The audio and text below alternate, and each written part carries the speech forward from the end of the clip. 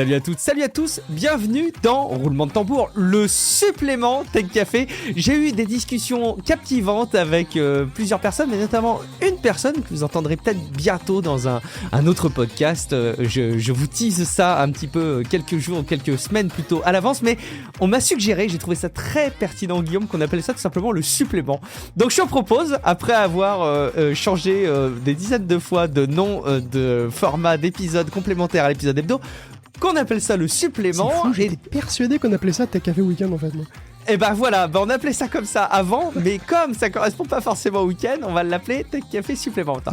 Alors, c'est bien en plus de changer un peu nos habitudes, de nous bousculer. Le principe de Tech Café supplément, c'est d'avoir tous les autres sujets qu'on n'a pas abordés dans l'épisode hebdomadaire, où on vous donne toutes les infos phares qu'il ne faut pas manquer, et on vous donne du menu fretin, mais qui mérite quand même d'être abordé et d'être discuté. Je suis Guillaume Vendée et j'ai l'immense plaisir de retrouver pour cet épisode Guillaume Podjas. Salut Guillaume, comment vas-tu ? Et oui, absolument, dans ce nouvel épisode du podcast, il change de nom tous les 3 mois. C'est exactement ça. Mais c'est pour vérifier si les gens suivent. En fait, c'est juste pour ça, tu comprends ? C'est juste pour ça. Et ben voilà, sans autre forme de procès, abordons tout de suite les infos complémentaires. Avec un contexte géopolitique qui continue à s'accentuer au profit de restrictions, notamment concernant certains pays, en particulier pour la Chine. Ça continue, Guillaume. Mais oui, les relations entre la Chine et les États-Unis, qui tenaient déjà de la détestation cordiale, vont pas s'arranger du tout. Alors pour faire simple, Biden vient pratiquement d'imposer à toute la Chine ce que son prédécesseur avait imposé à Huawei. Donc on avait déjà parlé des restrictions concernant les puces haute performance, genre de Nvidia et AMD, il n'y a pas très longtemps de ça, et cette semaine, c'est une bonne trentaine de boîtes chinoises supplémentaires qui se vont interdire d'importer des biens américains, et parmi elles, il y a de la chimie, de la biochimie, il y a des universités d'État, comme celle de Shanghai, il y a aussi YMTC, qui n'est autre que le plus gros fournisseur de RAM et de flash de Chine. Donc le but, c'est clairement de brider la croissance technologique chinoise en les privant des technologies occidentales les plus sophistiquées.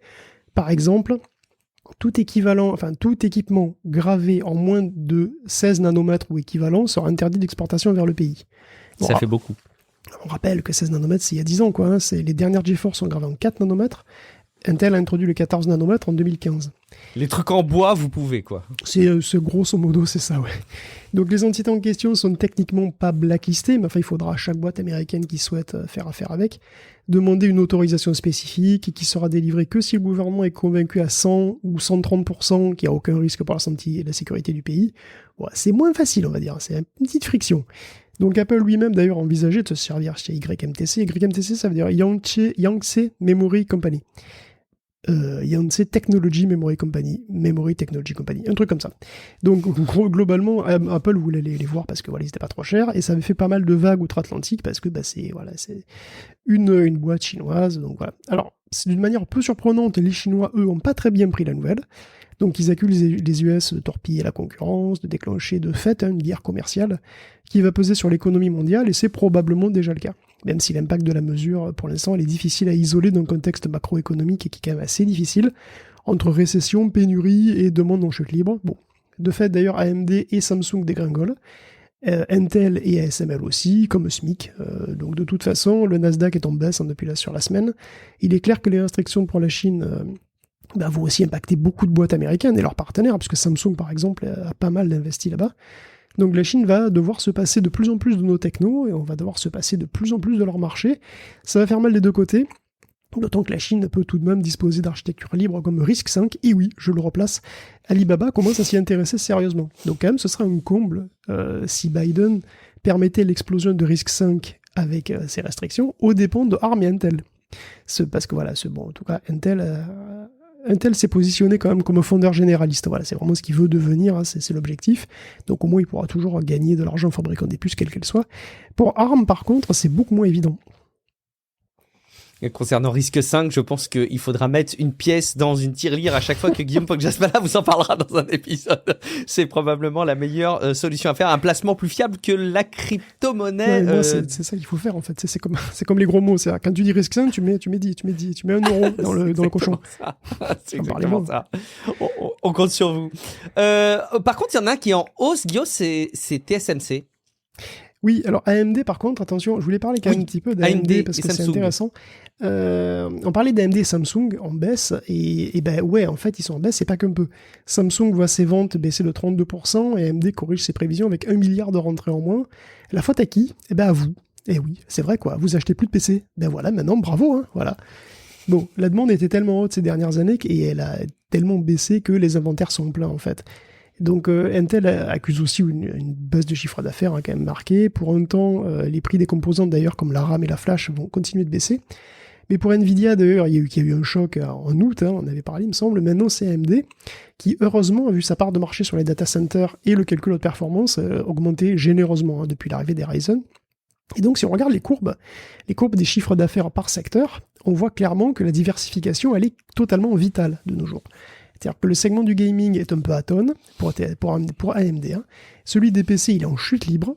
Et heureusement, les data centers, ils sont toujours en croissance quasi linéaire. Et le secteur de l'embarqué se porte bien, même si il marque un peu le pas par rapport à 2021.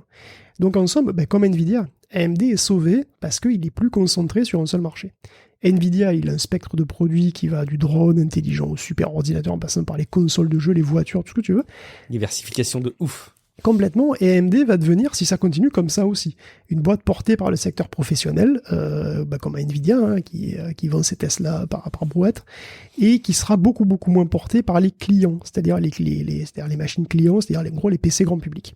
Et c'est aussi pour ça que les grosses boîtes rachètent perpétuellement d'autres boîtes, pour être présentes dans le plus de marchés possible, et passer sans trop d'encombre les turbulences comme on a maintenant, quoi.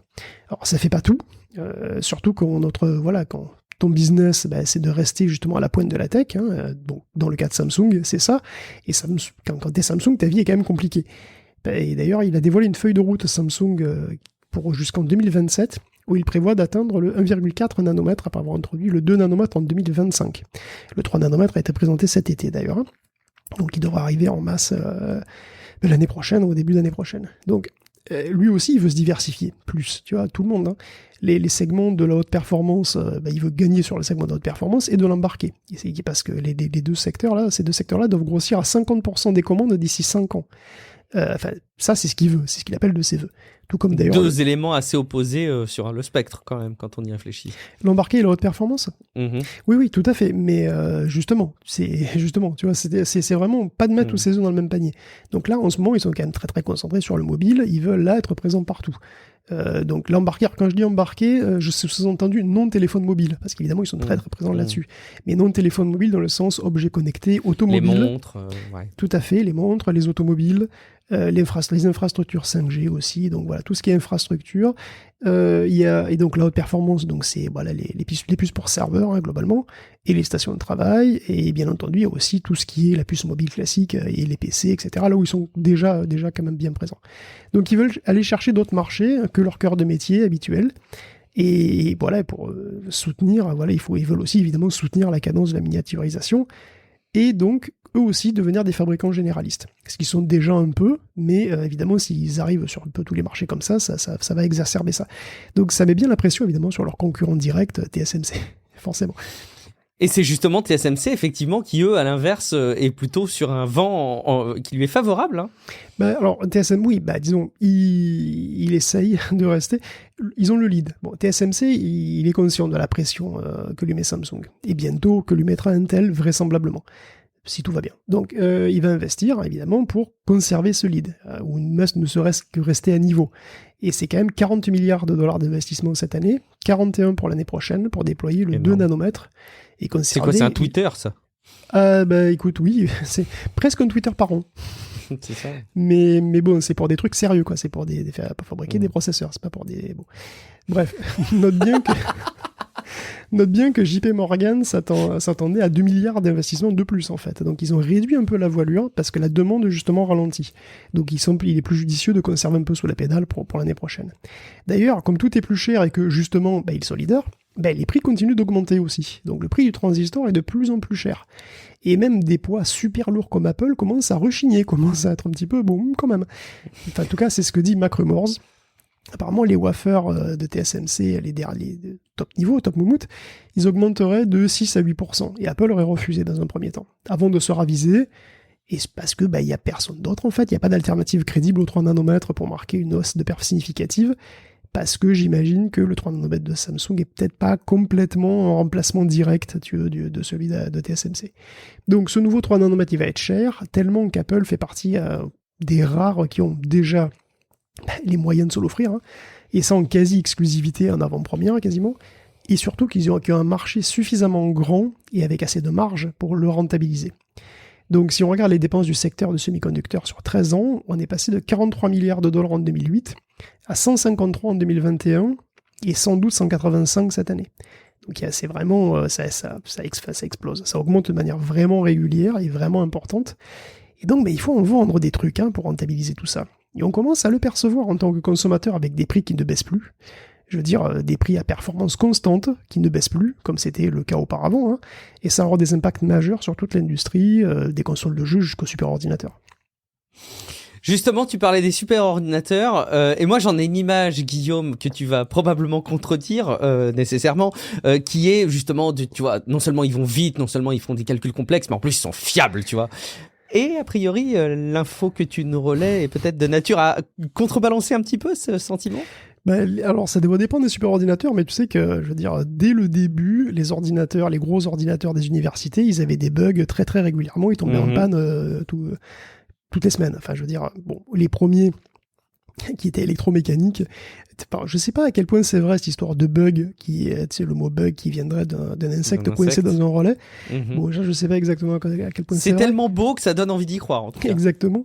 Mais bon, quand on avait des trucs avec des tubes à vide, etc., je veux dire, ça pétait ça pétait assez fréquemment. C'est pas aussi... C'était moins le cas, ça a été moins le cas pendant longtemps, mais comme on commence à avoir des machines qui deviennent absolument monstrueuses, ça devient plus le cas apparemment, et c'est le cas apparemment de Frontier. Frontier, c'est le supercalculateur du laboratoire Oak Ridge, donc aux États-Unis, qui est fabriqué par Cray et qui tourne tout AMD pour dépasser la barre symbolique et astronomique de l'hexaflop, soit 1 million de teraflops, et le tout en mode brutal, c'est-à-dire en double précision 64 bits. Bon. Donc ce gros machin devait être dispo en 2022, mais comment dire, être le plus gros ordinateur du monde, c'est pas facile tous les jours.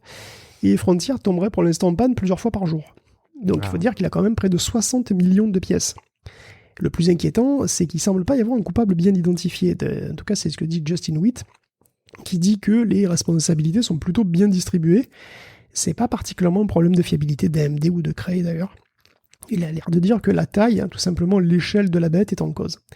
Donc c'est un peu inquiétant parce que on ne sait pas si Frontier sera dispo en 2023, on l'espère. On verra. Est-ce que c'est un signe qu'on commence à toucher un peu les limites ? Parce que de fait, ça fait des années qu'on s'interroge sur la loi de Moore et qu'on la déclare décédée un peu vite. En fait, elle est comme un chat de Schrödinger, la loi de Moore. Tu sais, elle est un petit peu à la fois un peu morte et presque vivante, selon la version qu'on retient. Parce que alors, la loi entre guillemets de Gordon Moore, originale, en fait, c'est une prédiction qui postulait un doublement de la complexité des semi-conducteurs tous les ans à coût constant. Il a dit 165. Donc, bon, ok, mais dans les années 70, quand même, il a révisé un petit peu sa prédiction avec un doublement du nombre de transistors tous les 2 ans. Plus tard encore, il s'est passé un peu dans le langage commun, et c'était plus ou moins, ça voulait dire, ça double tous les 18 mois, la puissance double tous les 18 mois, la fréquence, la capacité. Bon, enfin, il y a un truc qui rend les PC plus rapides, qui augmente tous les 18 mois, en gros. Et en fait, ce nombre de 18 mois vient pas de Gordon Moore, mais ça vient d'une autre citation d'un autre cadre d'Intel, mais bon. Bref, quoi qu'il en soit, là, c'est quand même un peu mort, tout ça, parce que les transistors continuent de se miniaturiser, c'est vrai. Oui, les CPU sont de plus en plus puissants avec le temps, mais c'est plus un doublement, ni tous les 18 mois, ni tous les 24. Ouais. C'est vrai que pour doubler vraiment la puissance de calcul, il faut des puces plus grosses, plus fat, quoi, et donc plus chères, et qui chauffent aussi plus d'année en année. Et au côté de, le côté augmentation à coût constant, c'est fini aussi. 2 fois plus de transistors, 2 ans plus tard, c'est pas le même prix, c'est plus cher. Donc le calcul haute performance qui veut utiliser toujours le meilleur, le top niveau, il sent la tendance, en fait il sent pas la tendance, il se la prend de plein fouet. D'où des recherches sur comment optimiser les rendements et comment faire de plus grosses puces sans que ça explose les prix. C'est ce qui a donné d'ailleurs plein de trucs, c'est ce qui a donné la notion de chiplet ou de puces modulaires, et aussi les technologies d'interconnexion sur les puces en 2D ou même en 3D. Donc, si on regarde par exemple les prochains projets pour le successeur de Fugaku, qui est une machine japonaise, ça repose beaucoup sur de très grandes capacités de mémoire à très très haute densité, très haute bande passante, très haute densité aussi, qui seraient directement connectées sur le processeur principal. Quand je dis sur, c'est vraiment au-dessus. Donc un peu comme sur le Macintosh, sur l'Apple M1, dans le M1 c'est ça, et vous avez des trucs de puces qui sont au-dessus. Mais là il y en aura carrément toute une pile dessus de DRAM et de SRAM. Et aussi à côté d'ailleurs. Donc il y aura un interposeur, il y aura la puce avec son chapeau de RAM, puis un truc à côté. Pour leur usage, ils ont déterminé que c'était la bande passante mémoire, qui était un goulet d'étranglement qui était vraiment important. Alors c'est bien, bon, c'est pas non plus une panacée, hein, les chiplets, c'est mieux que les processeurs que personne peut se payer parce qu'ils sont trop chers, mais c'est quand même compliqué à fabriquer, puis bon, évidemment, un petit peu de perte en termes de vitesse par rapport à un truc direct. Du coup, il y a d'autres pistes qui sont évidemment utilisées à plein. Il y a la spécialisation, tout simplement. Alors, la seule solution qui reste, finalement, c'est d'adopter le hardware au calcul qu'on souhaite faire dessus. Et déjà, là, non seulement ça a été, donc c'est une voie qui a été empruntée, mais c'est une voie qui commence même à faire à diverger à plusieurs endroits, quoi. Il y a à peu près 3 voies qui commencent à se dessiner déjà sur des machines spécialisées, quoi. La première voie, c'est la voie ancestrale, la voie du calcul généraliste, précision maximale, façon frontière, brutale. Et on voit que ce chemin, il est de plus en plus difficile à pratiquer, en fait, parce que frontière, un hexaflop en FE64, c'est pas facile. Le deuxième, c'est la piste de la précision variable. Donc c'est celle qui a permis l'explosion du deep learning, celle qui permet son explosion actuelle. Donc le travail demandé par les modèles de deep learning, c'est des travaux qui sont très spécialisés, très bien identifiés, qui nécessitent souvent pas une précision énorme. Et donc on exploite ça pour atteindre des hexaflops en 16 bits, voire en 8 bits, avec des unités matricielles ultra optimisées, etc. C'est typiquement la voie que prend Nvidia. Les chiffres de perf explosent, les machines, ça explose, les machines classiques, ça explose frontière. Mais ça fait pas exactement le même boulot non plus. Ça utilise des précisions plus faibles sur des structures un peu différentes. Et la troisième voie, c'est celle d'une autre classe d'algo qu'on oublie souvent, mais qui nécessite énormément de mémoire et qui sont partout et qui sont économiquement stratégiques, c'est les algos de recommandation. Les algos de recommandation, c'est un petit peu tout. C'est à la fois du machine learning, mais c'est du machine learning qui utilise des volumes de données absolument énormes. Ça joue avec des volumes de données qui peuvent atteindre des dizaines de téraoctets. Et ça pose une autre problématique, et ça motive des choses comme les protocoles CXL, dont on a parlé il y a pas très longtemps, entre autres. Donc on se retrouve avec des classes de superordinateurs qui peuvent être très bons pour certaines choses, mais pas super pour tout le reste, en fait. Alors vous me direz que c'est normal d'adapter les outils au boulot, c'est vrai. Il ne faut pas oublier que les outils disponibles orientent aussi ce qu'on a envie de faire, ce qu'on va avoir envie de faire. Donc si on optimise, comme ça commence à être le cas, le matos pour être bon sur un modèle particulier, sur une structure de modèle particulier, du coup ça dissuade un peu les gens d'aller vers d'autres modèles parce que ils seront désavantagés par rapport à ceux qui suivent la voie orthodoxe et qui auront donc accès aux performances les meilleures. Donc il y a des voix même qui commencent à s'élever pour dire qu'on est tellement en train de tout optimiser pour les transformers, pas les robots, les transformers, les modèles deep learning, que ça dissuade la recherche sur des architectures qui seraient totalement différentes et qui du coup seraient lentes à se faire parce qu'on n'aurait pas les bonnes perfs. Donc une problématique. Et du coup, la recherche avancerait moins vite ou pas aussi confortablement sur ces domaines-là. Exactement, pas aussi confortablement, voire carrément. La vitesse de calcul, c'est quelque chose d'extrêmement important en fait, parce que déjà. Ça justifie de travailler sur certains sujets en fait. GPT-3, GPT-J, c'est des choses qui mettent plusieurs semaines à s'entraîner. Et évidemment, tu fais un entraînement, souvent tu vois que c'est pas forcément ce que tu voulais, tu refais un entraînement, c'est encore plusieurs semaines. Imagine que tu aies un truc qui soit 100 fois moins rapide, tu le fais pas, tout simplement. Ou même 10 fois moins rapide, tu le fais pas non plus, je crois. Donc il y a quand même une problématique réelle à la performance. La performance permet de faire des choses que sinon, c'est juste pas viable. Donc c'est intéressant, et ce qui est marrant, c'est que ça motive aussi des recherches pour adapter les calculs standards aux nouvelles machines.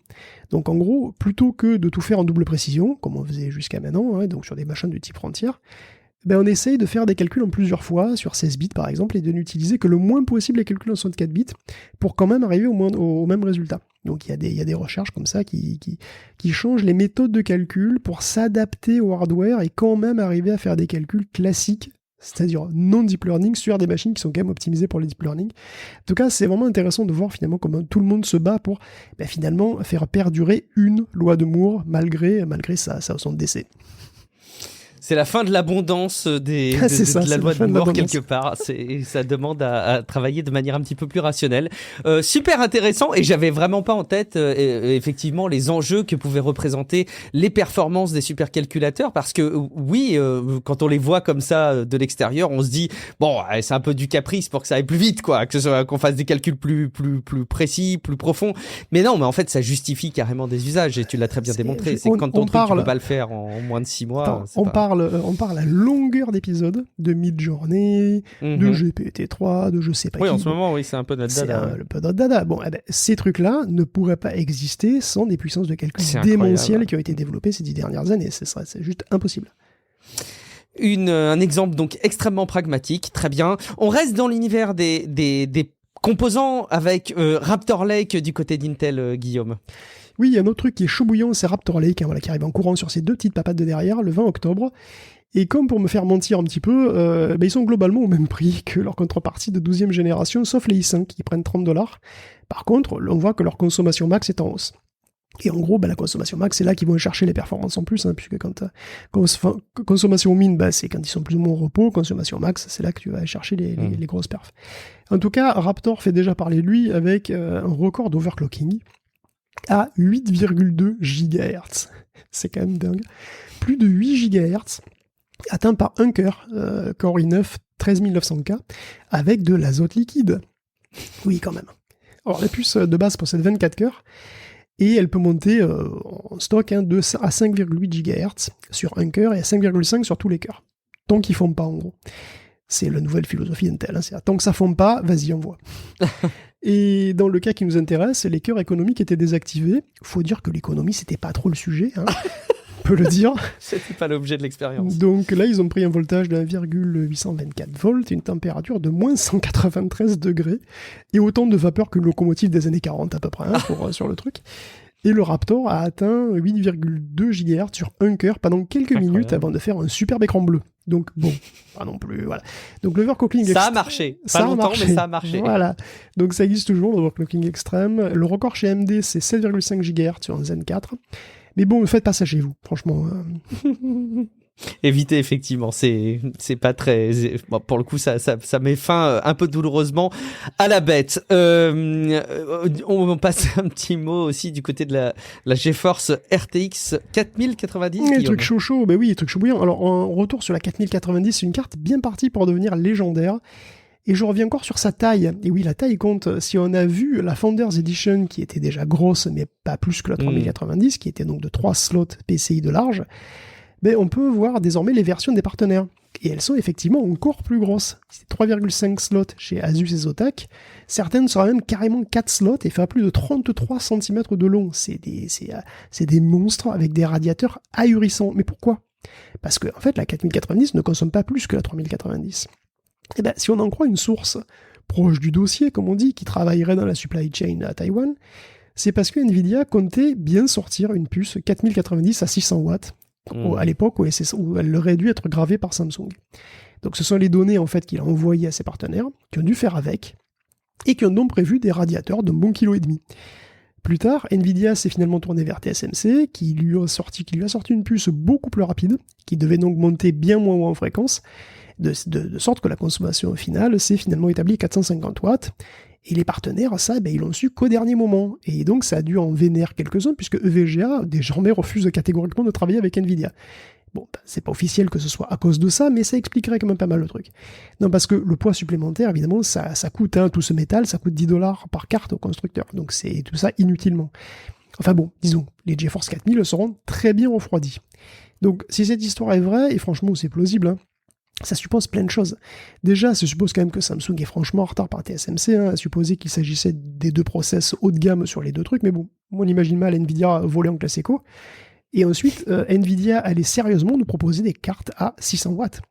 La 4080, donc la version grand public, je dirais, aurait consommé 420 watts. Sérieusement, Jensen, là, bon, il est parti en sucette. Et pour finir, apparemment, Nvidia semble pas avoir une considération démesurée pour ses collaborateurs, mais bon, ça... J'imagine que ça fait partie des choses qu'on aurait pu éventuellement débrancher dans la crise énergétique. Mais ça passe pas l'hiver. Cet hiver, ça passe pas cet hiver. Hein, je veux dire, quand on sera en tension maximale au cœur de l'hiver, à mon avis, la 4090, tu dois l'éteindre. Il faudra se regarder devant la glace si jamais vous faites tourner ça. Mais c'est toi qui fais péter la truc, je crois. Tu lances ta GeForce, tu fais péter la boucle. Bon, un peu problématique, effectivement. Du coup, est-ce qu'on pourrait pas jouer sur le GPU Arc, Guillaume ? Oui, on continue dans le GPU avec les Intel Arc qui ont enfin été testés. Et le moins qu'on puisse dire, c'est qu'elles soufflent le chaud et le froid, tu vois, le froid dans la nuque, tu vois, où les petits poils se dressent. C'est le haut de gamme qui a été particulièrement testé, les A770 et les A750, qui ont été testés un petit peu partout, et la conclusion c'est un peu partout la même, c'est qu'elles sont très bien, ces cartes. Elles sont très bien, mais, et il y a plusieurs gros mais. Donc, mais il faut pas compter sur une concurrence à la 3080 déjà, hein, on n'est pas du tout là-dessus, on est sur des performances autour des AMD 6600 et des 3060. C'était prévu, et les prix sont parfaitement adaptés en conséquence, puisqu'ils sont de 289 et 350 $, ce qui est très compétitif, vraiment. Mais vous devez avoir un processeur récent, parce que les ARC comptent énormément sur des technologies qui s'appellent chez Intel Resizable Bar et chez AMD donc SAM. SAM c'est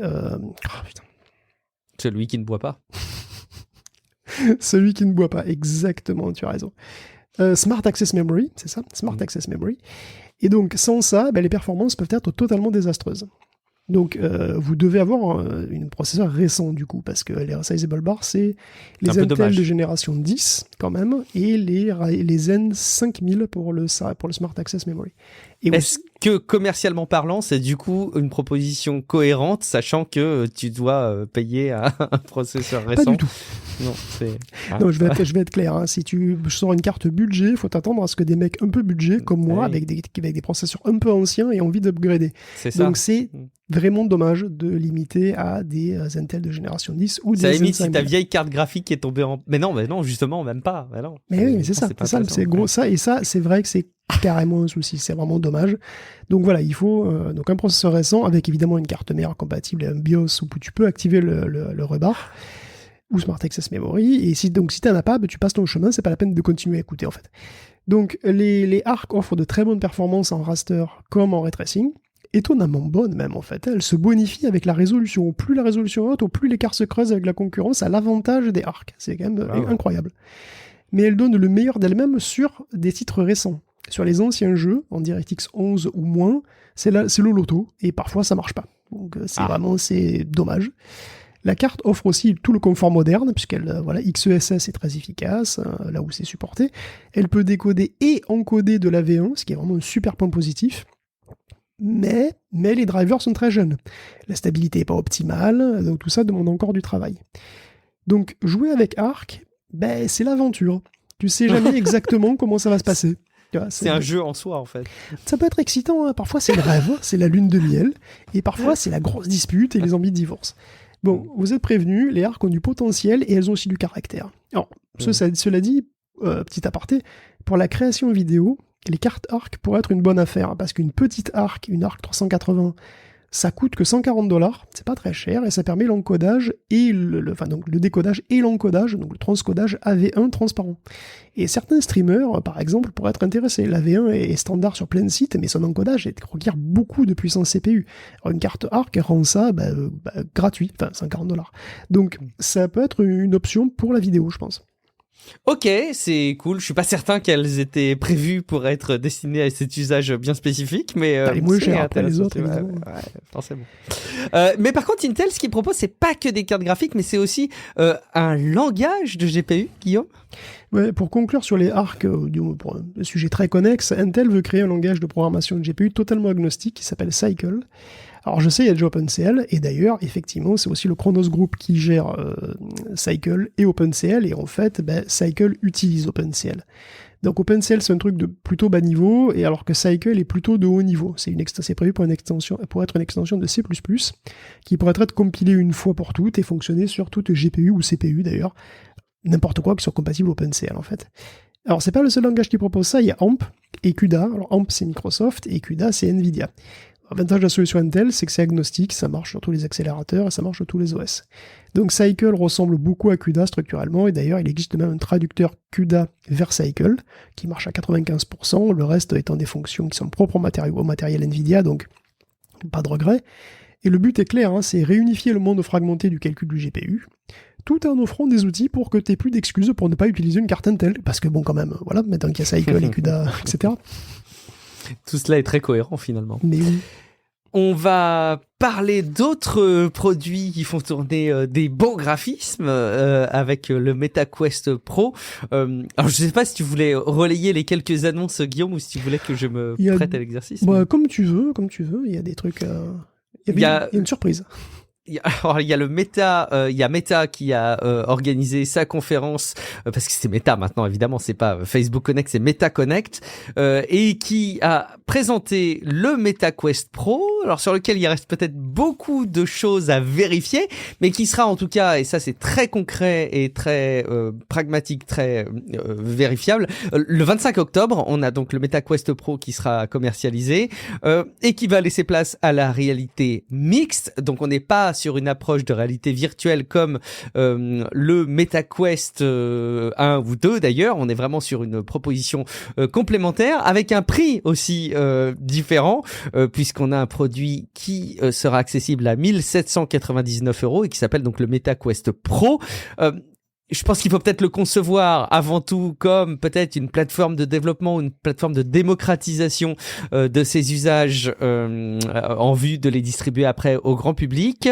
Donc évidemment avec une qualité graphique complètement record par rapport à ce qui a pu être proposé, avec des écrans mini LED d'une résolution selon Meta 37% supérieure, plusieurs caméras qui sont disposées tout autour de l'appareil pour scanner votre environnement, dont évidemment des caméras en couleur, pour reproduire ce qui se passe autour de vous et y rajouter des éléments en réalité augmentée. Et en même temps, ce qui est assez curieux, c'est que dans la présentation, alors que j'ai pas vu, je m'appuie vraiment sur des relais qui ont pu en être faits, mais il y a eu quand même assez peu d'usages concrets qui ont été mis en scène, et on se heurte quand même toujours à ce problème sur ce type de technologie de dire que c'est bien, ça marche, ça avance, mais on a quand même du mal à toucher du doigt les grands avancées en matière d'usage. Évidemment, ont été évoqués le dessin en 3D ou les réunions, ou encore le jeu vidéo avec une version de Beat Saber où tu peux jouer au jeu où tu utilises ton sabre laser pour être en rythme avec de la musique, mais depuis ton salon avec les briques qui flottent directement autour de toi et non pas dans un environnement virtuel. Guillaume, est-ce que tu es hypé par ce MetaQuest Pro ? Est-ce que tu penses qu'il va pouvoir s'imposer et auprès de qui ? Écoute, je pense que tu as quand même oublié la plus grosse nouvelle de ce MetaConnect, qui est que les avatars ont des jambes. Ah, pardon, je pensais pas que tu allais parler de ça, excuse-moi. Ça y est, dans Horizon. Fini les mis sans jambes. Exactement, les mis sans jambes, c'est fini, ça y est, on dirait des vrais humains maintenant, c'est incroyable. Bon, donc là, il y a déjà une grosse avancée. Et oui, aussi, puisqu'on ça te gênait, cette histoire, qui sait pas de jambes. Moi, ça me perturbait. Donc, et bon, deuxième autre grosse surprise pour moi, effectivement, c'est le partenariat avec Microsoft aussi. Ouais. Donc, ils ont un partenariat avec Microsoft. Du coup, il y a Xbox, alors le Xbox Cloud Gaming qui va arriver. Donc, vous pourrez jouer en cloud gaming à l'intérieur de Horizon, dans l'intérieur de la VR. Vous pouvez aussi faire des rencarts avec Teams, avec d'autres gens. Vous pourrez même utiliser des applications Windows 365 en fait, donc les applications Microsoft, tout ça à l'intérieur de la VR. Donc il y aura même probablement une interopérabilité avec les avatars. Donc tout ça c'est assez pour le coup, ça je l'avais pas trop vu venir, la collab avec Microsoft, ça m'étonne un peu.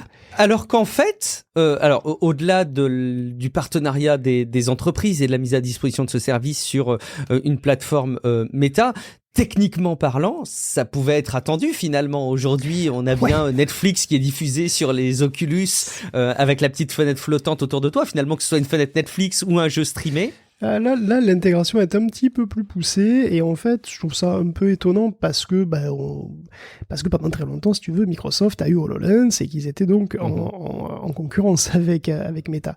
Et là, donc, de les voir se réunir, est-ce que ça veut dire qu'HoloLens est plus ou moins crevé ? Je sais pas, les cas de fer en l'air, est-ce que c'est fini ? Je sais pas. Bon, en tous les cas, ça c'est vrai que c'était intéressant à voir. C'était un petit peu une surprise. pour le coup du MetaQuest, alors le MetaQuest Pro, parce que j'ai quand même essayé de répondre à ta question, mais t'as vu comme j'essaie de louvoyer, c'est beau, n'importe quoi. c'est beau. Donc le MetaQuest Pro, oui, alors le MetaQuest Pro, son problème, le problème que j'ai moi pour le MetaQuest Pro, c'est quand même qu'il est assez cher. Il coûte $1 500, donc prix original, prix constructeur, quoi, $1 500. Probablement, ça va aller chercher dans les 1 800 € chez nous, ça. Hein. C'est 1799,99 €. D'accord, donc 1 800 €, c'est parfait. 1 800 €, ça fait quand même cher. Et le truc, c'est que je trouve que c'est un peu étrange. Je trouve que le prix est vraiment trop élevé. Alors, je sais que c'est une version pro, mais en réalité, qu'est-ce qu'elle apporte par rapport à une version pas pro ?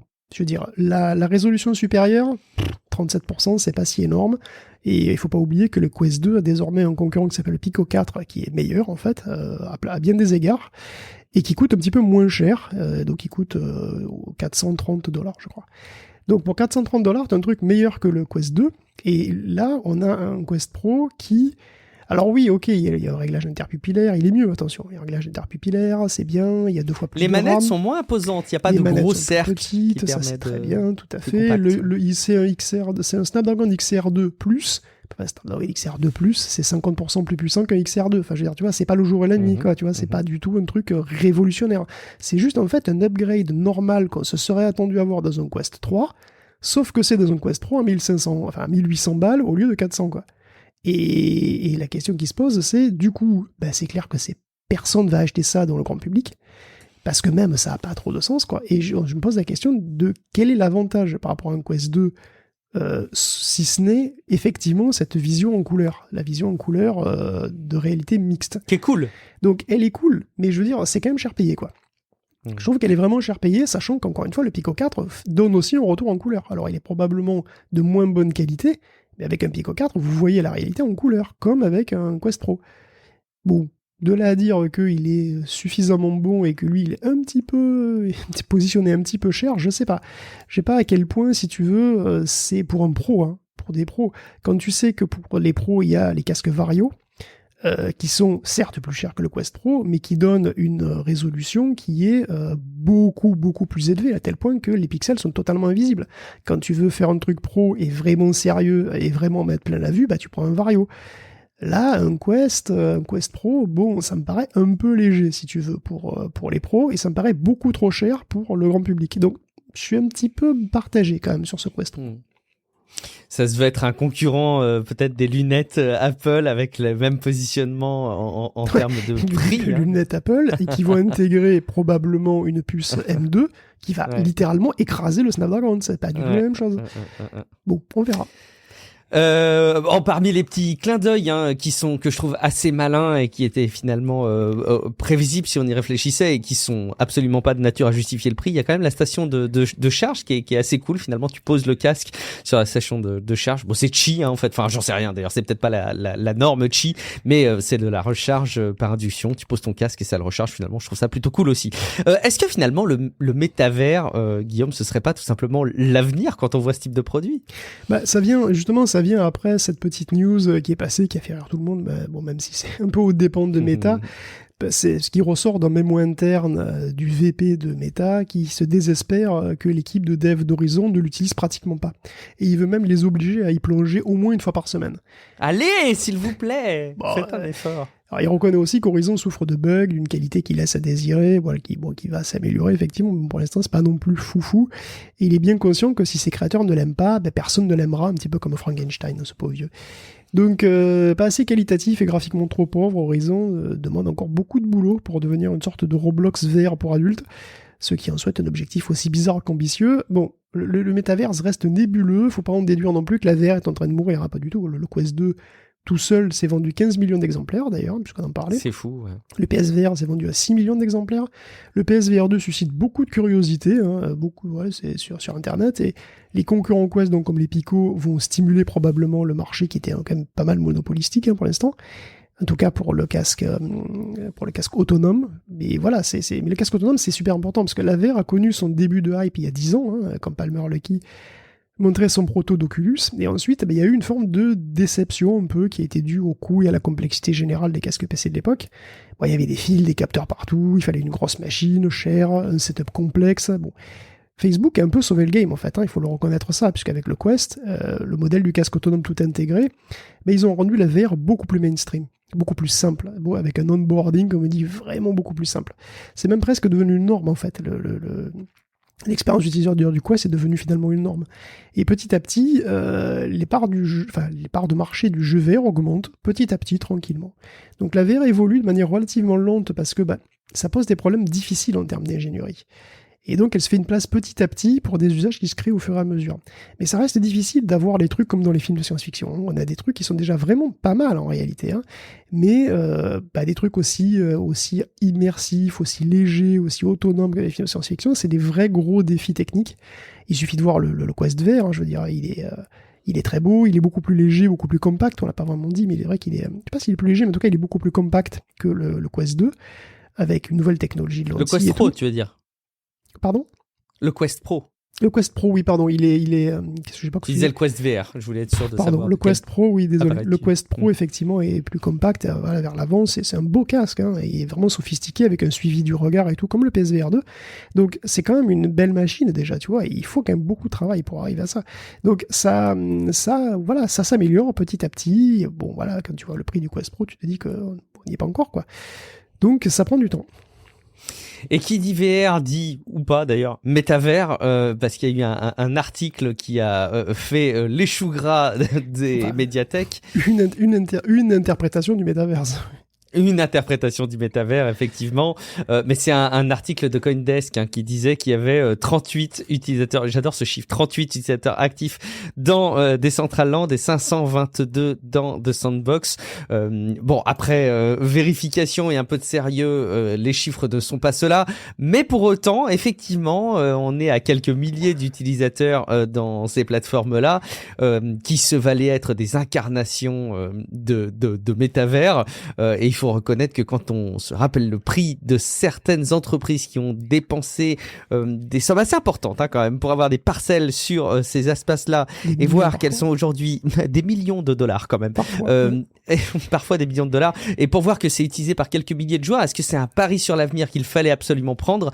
Est-ce que c'est un bid? Bon, j'ai encore un petit peu de mal à être convaincu des usages de demain, mais... De toute façon, Decentraland, honnêtement, enfin, moi, je veux dire, ça fait partie des trucs que je déteste dans les projets Web3. Enfin, je veux dire, pas tous les projets Web3 sont pas comme ça, mais il faut dire qu'il y a quand même beaucoup de projets qui sont basés sur une grosse financiarisation et qui travaillent vraiment très fort pour prendre tout ce qui fait chier dans la réalité et le mettre dans la vraie vie.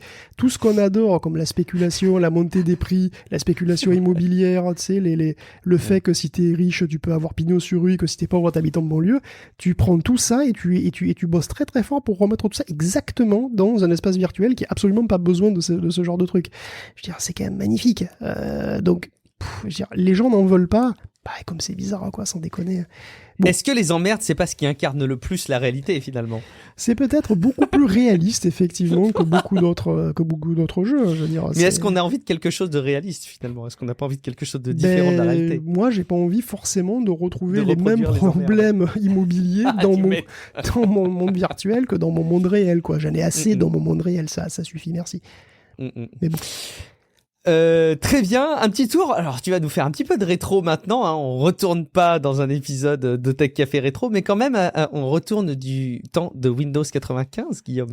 Mais si on parle un peu de Windows 95, c'est pas souvent qu'on parle de lui quand même. C'est pas souvent, effectivement. Alors... Je l'ai pas beaucoup utilisé moi d'ailleurs. Hein. Je suis vite arrivé à 98 quand même. Un peu de respect pour les aînés, quoi, que diable. Bon. Surtout qu'ils ont quand même pas ménagé leur peine en leur temps. Et on continue à en apprendre sur eux en fait, même encore aujourd'hui. Par exemple, à quel point Microsoft a travaillé sur la rétrocompatibilité de Windows 95. Alors les moins de 20 ans ne peuvent pas l'avoir connu. Mais le passage de 95 à Windows 95 a été un moment très tendu pour l'éditeur. Parce qu'avant, c'était le règne de DOS, qui a été augmenté après de Windows 3.1. Mais Windows 3.1, c'était une application de DOS. Alors c'est vache de dire ça, c'était quand même plus que ça. C'était quand même presque un OS dans l'OS. En fait, c'est presque un OS à part entière qui utilisait DOS comme un BIOS, en fait, comme un bootstrap. C'était plus qu'une interface graphique type GNOME, par exemple, pour Linux. Beaucoup plus. Oui, c'était beaucoup plus qu'une interface graphique, évidemment. Il y avait une API graphique avec la possibilité du fenêtrage, etc. Mais il faisait beaucoup plus que ça. Il avait son propre gestion de mémoire, donc il gérait la mémoire étendue, donc tu avais sa propre gestion de mémoire. Il utilisait des instructions 386 à l'époque pour faire du multitâche, pour faire, utiliser les commutations de contexte pour faire du multitâche, et il offrait ça via une API qui était très riche au dev déjà à l'époque, très riche pour l'époque. Je me demande d'ailleurs dans quelle mesure est-ce que cette complexité induite par ce développement était nécessaire, tu vois. C'était nécessaire parce que DOS c'était vraiment une bouse. Non mais vraiment, je veux dire, DOS c'était une catastrophe. DOS, DOS il gérait pas la mémoire, il gère rien DOS, hein, c'est vraiment le truc le plus basique que tu puisses imaginer, il gère strictement que dalle. Aucune protection, pas de multitâche, rien, il gère que dalle. Donc en gros, oui, c'était nécessaire si tu veux faire des applications un peu complexes, comme on imagine maintenant les applications graphiques. Oui, il faut gérer la mémoire, il faut gérer le multitâche, donc il faut faire tout ça malgré DOS en fait. Hein. Mais bon, voilà, donc en gros, Windows 3.1, ça restait DOS à la base quand même. Et bon, Windows 95, c'était un nouveau système qui, lui, voulait faire l'inverse, tout simplement. C'est-à-dire que le système graphique était l'OS, c'était lui l'OS, et DOS, c'était DOS qui devenait une application Windows. Et donc DOS était là en application Windows pour la rétrocompatibilité. Mais le noyau, c'est un noyau tout neuf, 32 bits. Et bon, c'est un gros changement quand même, qui n'aurait pas forcément été adopté aussi massivement si les utilisateurs avaient eu trop de soucis avec les logiciels DOS qu'ils avaient déjà par dizaines, par centaines. Il fallait que ça marche, tout simplement. Donc la rétrocompatibilité avec l'écosystème Microsoft de l'époque, c'est-à-dire DOS, était capitale. À tel point que donc Raymond Chen raconte qu'un manager de l'équipe de développement, était allé dans un magasin, le mec était allé à la Fnac, il avait acheté tous les logiciels PC qu'il a trouvés, tous. Il les a donnés ensuite à son équipe, 2 logiciels par gens, et il devait tester tous les logiciels, et si ça marchait pas, il fallait trouver pourquoi, il fallait faire en sorte que ça marche. Or, un logiciel en particulier ne marchait pas à l'époque, SimCity. Et ça, c'était pas possible. Parce que SimCity, c'est un des jeux PC les plus populaires de l'époque. 5 millions de copies. Hein. Donc il était impensable que SimCity tourne pas sous Windows 95. Et pourtant, ça plantait. Et c'était même pas la faute de Microsoft. En fait, le jeu était buggé, il libérait de la mémoire et après il l'utilisait quand même. Bon, donc sur Windows 3, ça passait, parce que la mémoire, pour une raison X ou Y, n'était pas touchée à ce moment-là, elle n'était pas touchée tout de suite, et donc le système, ça roulait, tant pis. Il se rendait pas trop compte, tu vois, tu vois déjà à quel point, c'était un petit peu lâche, la sécurité de 3.1. Mais bon, sous 95, il y avait crash. Et pour régler le problème, les devs de Microsoft sont allés jusqu'à programmer une condition spéciale dans le gestionnaire mémoire du système d'exploitation, pour ne pas toucher les données s'ils détectaient que c'était SimCity qui tournait. C'était quand même, donc en gros, l'exception spécifiquement pour SimCity. Il émulait un petit peu Windows 3.1 s'il voyait que c'était SimCity. Bon. Donc des traitements de faveur comme ça, il y en a eu plein d'autres en fait. Windows NT par exemple mentait à Final Fantasy VII pour pas qu'il panique, parce que Final Fantasy VI, s'il voit arriver Windows NT ou Windows 95, il panique, il sait pas quoi faire. Windows XP aussi. Windows XP connaissait les faiblesses de Rainbow Six à propos des CD, à propos des changements de focus. Apparemment, si tu faisais Ctrl-Alt-Tab, il paniquait. Bon, voilà, donc il fallait le savoir. XP connaissait les caprices de Dungeon Keeper aussi. Et voilà, la rétrocompatibilité, en fait, elle est très très importante pour Microsoft et jusqu'à aujourd'hui, puisqu'il paraît que DirectX s'adapte spécifiquement à Street Fighter V sur certaines machines. Donc, t'imagines le travail que ça représente, tout ça. C'est assez dingue, effectivement. C'est assez dingue. Je pense, SimCity je sais pas pourquoi je pense à ça. Tu avais pas recommandé un jeu qui était dispo sur la plateforme Switch, qui était un équivalent d'un SimCity que tu avais encensé. Je ne sais plus si c'est un Paracult ou un Tech Café. Oh, je me rappelle plus du nom. Mais je me trompe peut-être. Oui. Mais je me rappelle plus le nom. C'était quoi? Tu te rappelles pas? Je sais plus, non. C'est pas grave. C'est une parenthèse qui était tellement pas prévue dans le conducteur que je vais pas t'en vouloir de ne pas répondre tout de suite. Allez, on va parler plutôt des pubs, parce qu'a priori, on aurait plus de pubs sur Instagram et moins de pixels sur YouTube, Guillaume. Et oui, c'est la crise, mon pauvre monsieur. Donc, tout le monde cherche à consolider ses revenus. Alors pour Instagram, ça consiste à rajouter de la pub. Bon, je vais pas faire semblant de connaître Instagram, donc il paraît que c'est dans Reel et dans le flux des profils, donc voilà, ça fera plaisir. Tu le fais très bien, tu le fais très très bien, on croirait que tu l'utilises au quotidien. Ouais, complètement. Donc, alors pour YouTube, que par contre j'utilise presque au quotidien, c'est vrai qu'on peut difficilement faire plus de pubs, il me semble, mais je peux me tromper. Moi, malheureusement, j'ai cédé à la tentation de payer la partie premium qui est hors de prix, mais une fois que tu y as goûté, c'est vraiment très difficile de revenir en c'est arrière. comme les antipubs. Alors, j'ai pas des antipubs partout, mais là où j'ai des antipubs, je veux dire que je vois la différence. C'est clair. En tout cas, ça consiste donc à quoi faire ? À réserver la 4K aux abonnements premium, donc aux bourgeois comme toi. Alors, c'est vrai qu'il n'y a pas des masses de raisons de s'abonner à Premium hors la pub, hein, je crois. Honnêtement, c'est probablement le problème de YouTube. C'est que si tu as un bon adblocker, je vois pas pourquoi tu t'abonnerais, surtout pour 12 balles par mois. C'est trop cher. Et même c'est très cher. Je crains même que ça ne le reste trop cher, même pour la 4K. D'autant que le 1440p semble rester gratuit, que c'est quand même souvent suffisant. Donc il faut certainement motiver plus les gens à s'abonner. Alors la 4K, pourquoi pas ? En soi, c'est une idée. En plus, c'est ce qui consomme le plus de bandes passantes sur les serveurs, donc ça semble un peu cohérent. Par contre, 12 balles, c'est le prix d'un Game Pass, franchement, je vois pas ça. Bon, il y a l'abonnement musique aussi, hein, au passage, quand même, qu'il faut souligner, c'est-à-dire que tu peux te passer d'un Spotify, d'un truc comme ça. Oui, mais je veux dire, tous les gamins utilisent quasi exclusivement YouTube pour écouter la musique, ils s'en tapent. Hein. Ah, c'est pas vrai. C'est pas vrai. Je pense qu'il y en a encore beaucoup qui utilisent des Spotify. Oui, t'as raison, YouTube sert vachement à consommer de la musique pure, mais quand même, il y a beaucoup d'abonnements à Spotify. Okay. Hein, oui, Spotify, ça c'est sûr. Ça s'évalue, en tout cas, dans la balance. Où est-ce qu'on en est ? Justement, on parle de Spotify, Guillaume. Incroyable, justement. Donc, d'ailleurs, justement, Guillaume, est-ce que tu écoutes encore de la musique ? Oui, de temps en temps, mais j'en écoute beaucoup trop peu à mon goût. Mais oui, je continue à écouter la musique, ouais. Et est-ce que c'est de la nouvelle musique ? C'est rarement de la nouvelle musique, mais parfois oui quand même. Ah oui, parfois oui, parce que alors il y a une étude de 2015 que j'ai découverte, sur cet article de The Guardian, qui donc dit, c'était Spotify à l'époque, qui faisait une étude qui révélait que la plupart des gens cessent d'écouter des nouvelles musiques à 33 ans. Et en 2018, Deezer a fait un peu la même chose. Essayez d'en déduire mon âge. Et il mesurait que c'était plutôt 30. Donc alors, il semble que l'appétit de consommer de nouvelles musiques régulièrement s'éteigne avec l'âge. Donc peut-être que c'est, je sais pas, l'appétit musical, ça fait peut-être partie de la formation de l'identité, quoi, durant la jeunesse. Une fois que c'est fixé, c'est moins important et c'est poussé dehors si t'as des choses comme des enfants, des responsabilités, donc plus trop de temps à toi. C'est possible. Bon, je sais pas, c'est pas systématique évidemment. Mais bon, le journaliste de The Guardian qui relate ça le constate lui-même, il en fait les frais puisqu'il n'y a plus personne avec qui discuter de musique, en fait. Mais bon, je m'égare. Pour ceux qui écoutent de la musique, donc, les services de streaming sont sans doute des évidences, et pourtant, on commence à trouver des repentis de Spotify ou Deezer. Alors, on savait qu'il y avait une vogue du vinyle, voire de la cassette, il reste un petit marché pour le CD, mais peut-être que le MP3 aussi va devenir une manière de revenir au bon vieux temps, tu vois. Un bon vieux temps où on écoutait de la musique de manière active, avant qu'on nous biberonne, un flot infini de chansons qu'on entend plus qu'on ne les écoute.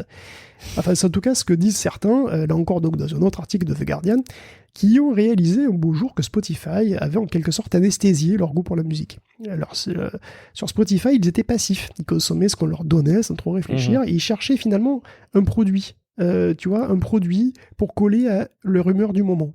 On n'écoute pas vraiment de la musique, on cherche une bande son pour le film de sa vie.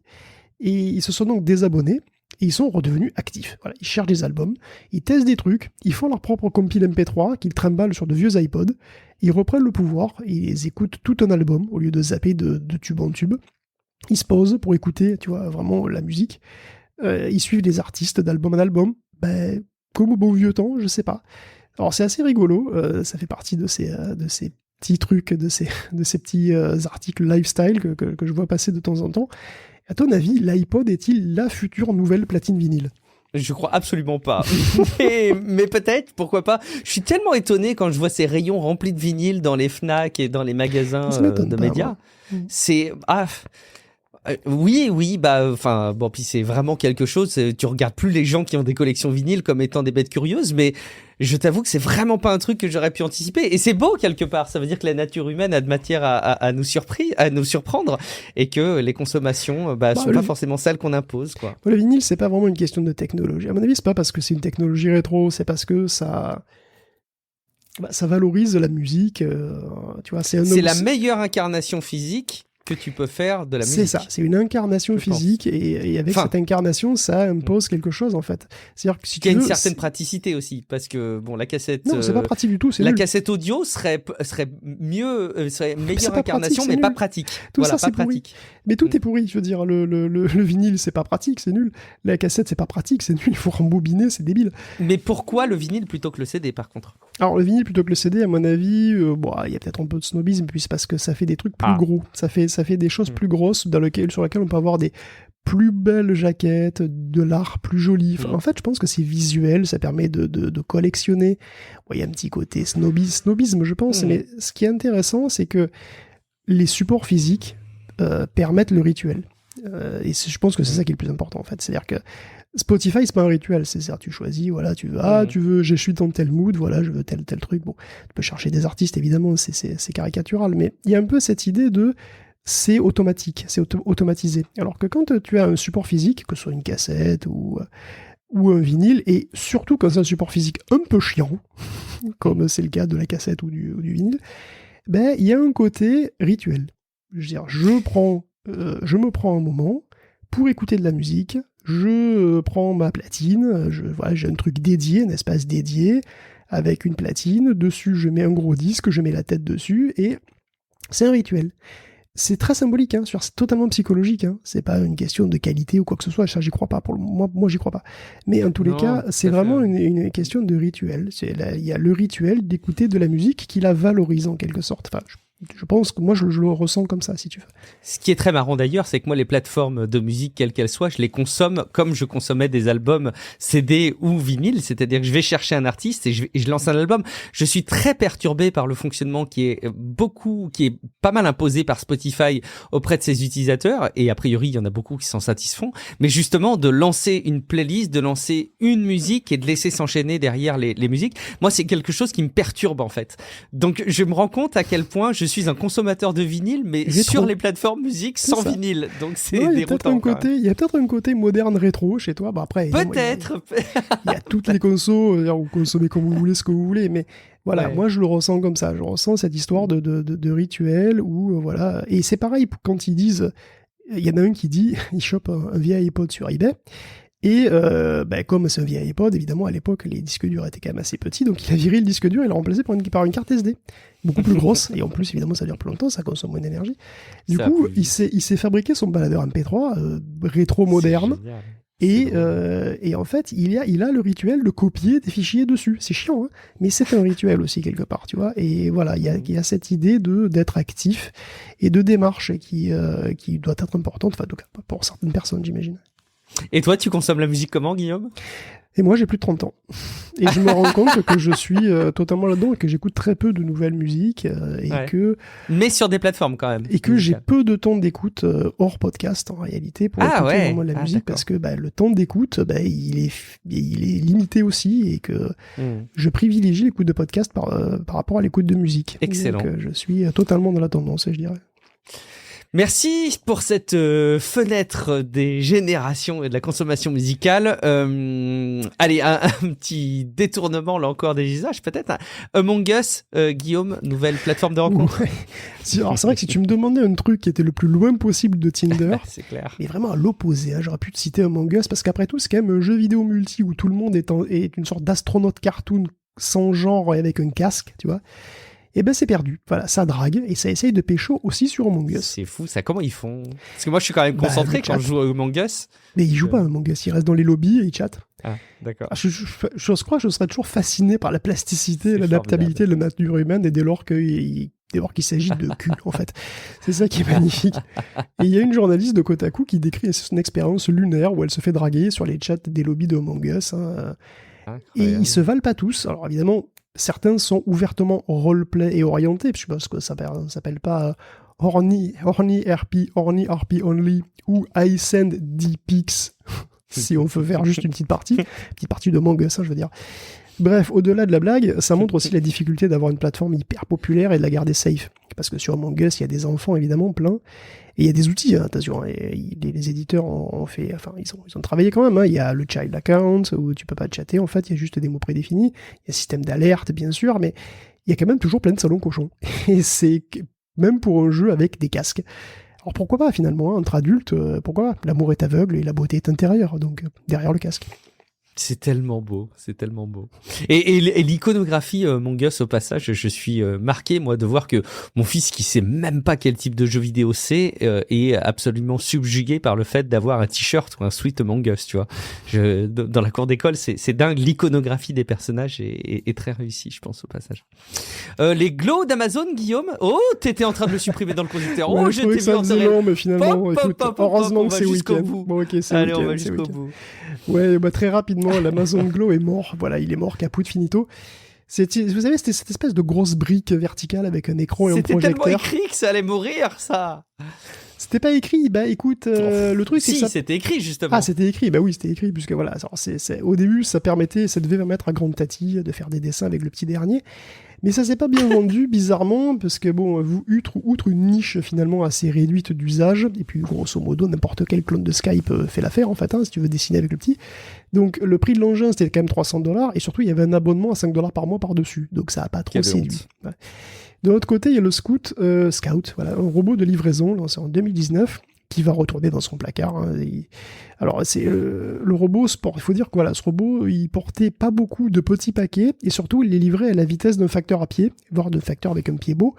Donc, si tu veux, l'avantage par rapport à un humain sous-payé n'était pas très intense. Donc voilà, adieu.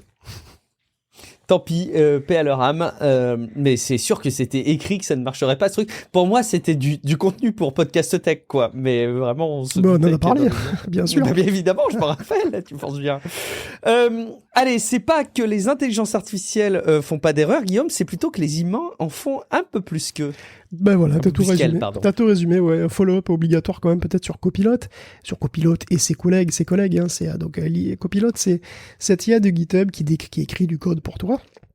Donc il y a quelques mois, on relayait une étude qui disait qu'environ 40% du code produit par Copilot contenait des faiblesses ou des bugs. Eh ben, la même équipe voulait aller plus loin et être plus juste avec la pauvre machine. Parce que c'est pas comme si les humains faisaient jamais d'erreur non plus. Et donc à NYU, donc l'université de New York, ils ont recruté 58 participants, et oui, je sais, c'est peu, et ils ont mené une expérience, leur faisant écrire des programmes assistés ou pas de Codex, qui est un analogue de guide Copilot, mais pour OpenAI. Le résultat est rassurant. Ils n'ont pas trouvé de différence statistiquement significative entre le nombre d'erreurs faites avec et sans Codex. En fait, il arrive même que des humains mettent des erreurs dans un code correct donné par le programme. Bon, c'est un comble. Donc il y a des erreurs dans tous les cas, et la différence entre les codeurs augmentés et les codeurs à la papa ne semble pas énorme, sinon ça se serait vu, quoi. De même, la productivité du groupe Codex semble supérieure, ce qui n'est pas super étonnant.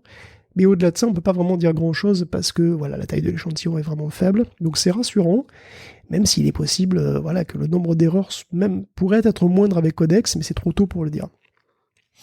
On enchaîne et on parlait de Spotify tout à l'heure, et notamment de la consommation des podcasts. Et dans la rubrique culot, on a Spotify qui investit la lutte contre la désinformation. Alors non pas qu'ils voudraient retirer Joe Rogan de leur catalogue parce qu'ils l'ont chèrement acquis, mais quand même, ils ont envie de lutter contre la désinformation. Et oui, vous vous demandez probablement qu'est-ce que fout cette rubrique, alors qu'on parlait de Spotify tout à l'heure, mais c'est parce que c'est la rubrique intelligence artificielle. Voilà la logique tordue et la raison pour laquelle ce truc, on en parle maintenant. Ça tient. Parce que en fait, oui, Spotify veut être le number one sur le podcast, qui signifie aussi des millions d'heures d'audio à écouter, si on va être sûr qu'ils suivent toutes les règles de publication de la plateforme. Donc c'est un travail atroce, hein, il est urgent d'automatiser tout ça, et ça tombe bien, c'est la spécialité de Kinzen. Donc ça y est, il existe désormais un algo qui peut écouter de la voix et repérer les contenus dangereux, offensants et même l'infox. Ça, c'est ce qu'ils disent sur leur site. Hein. Repérer l'infox ou même comprendre l'ironie ou l'humour, parfois c'est difficile même pour moi. Donc bon. Tu m'étonnes. Mais bon, de toute façon, Kinzen va lever des alertes et envoyer le potentiel problème à un modérateur humain, le pauvre. Spotify avait donc fait un gros partenariat avec Kinzen. Je suis curieux de savoir à quel point ça sera efficace. Ça va pas plaire à Joe Rogan, probablement. Mais donc, ça y est, l'automatisation de la modération audio arrive. La vidéo sera probablement possible un jour. Donc, je dis tu sais, à long terme, donc ça arrivera probablement dans 2 mois, vu que la vitesse à laquelle vont les trucs en ce moment. Mais bon, on verra ça, on vous en reparlera. Magic, Guillaume, pour conclure cet épisode, Magic, qui a occupé tant d'heures dans ma vie. Ah, mais oui, Magic, Magic a 30 ans, ça y est, oui, ça y est, le jeu de cartes de Wizards of the Coast. Incroyable. 30 balais, c'est un cap, hein. C'est fini la jeunesse, ça y est, hein. T'es un adulte maintenant, bordel. Alors tu vas arrêter de parler de dragons, de vampires, de dinosaures et de ninjas toute la journée, là? Non, je refuse. Bon, en même temps, je comprends que tu déprimes un peu, Magic, hein. 30 ans, c'est une page qui se tourne. Le temps file, les temps changent, mais t'as su trop de mouler, toi. Puis t'as un super business model quand même, hein. Regarde le nombre de decks que t'as aujourd'hui, une appli qui marche du tonnerre. Et oui, t'es moderne, Magic, donc souris. Bon, ok, je comprends que ça te fasse un coup. C'est aussi fait pour ça, les fêtes d'anniversaire. Hein. On te noie sous les cadeaux, et le mousseux, et le glucose, pour te faire oublier que tu vieillis. Voilà, avec un peu de chance, tu fais un coma alimentaire, tu travailles le lendemain, et tout est fini. Bon, par contre, je comprends que tu t'attendes à plein de cadeaux, autant quand même 999$ le pack de booster, est-ce que t'abuses pas un petit peu, là?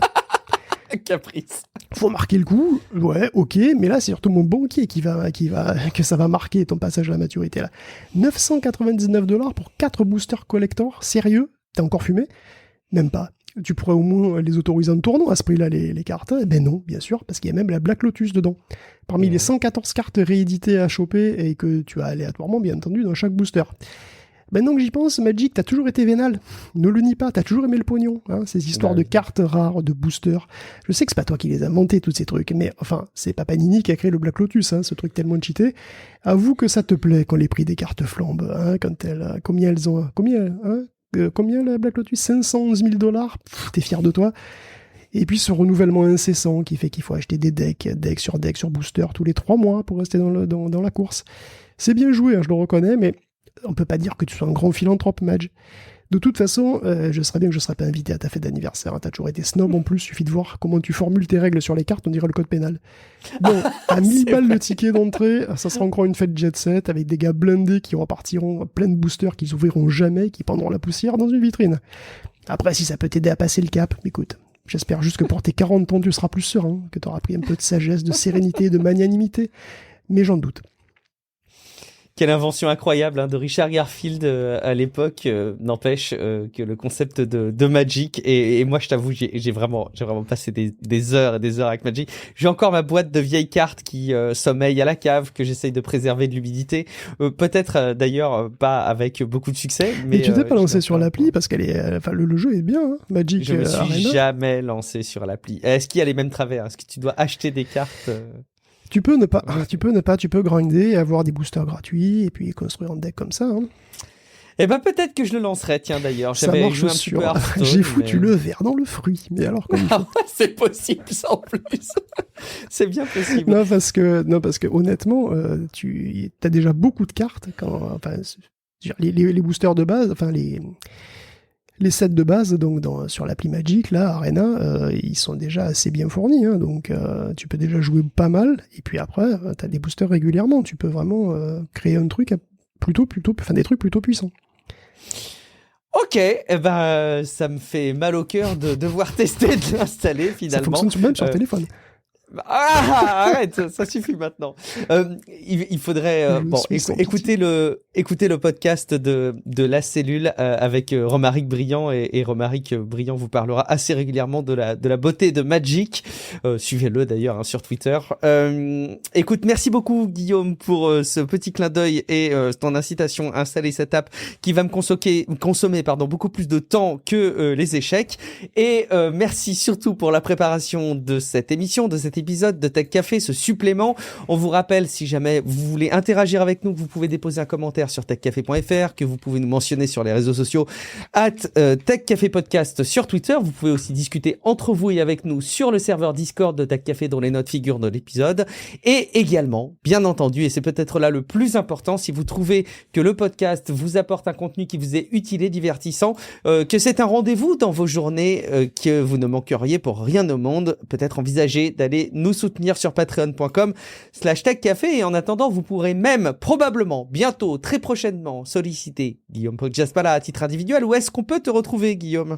Écoute, tous ces trucs sur SimCity m'ont donné envie de retourner sur Switch et sur City Skyline. Ça y est, j'ai retrouvé. Oui, City Skyline, merci. Je vais aller installer ça. J'ai très envie de tester. J'ai décidément pas assez de temps, mais je vais repousser les murs pour trouver du temps pour tout ça, pour Magic et City Skyline. Merci beaucoup, Guillaume. Je suis Guillaume Vendée. Vous me retrouvez sur guillaumevendée.fr et dans quelques jours pour un prochain épisode de Tech Café. Ciao à toutes et à tous. Ciao à tous.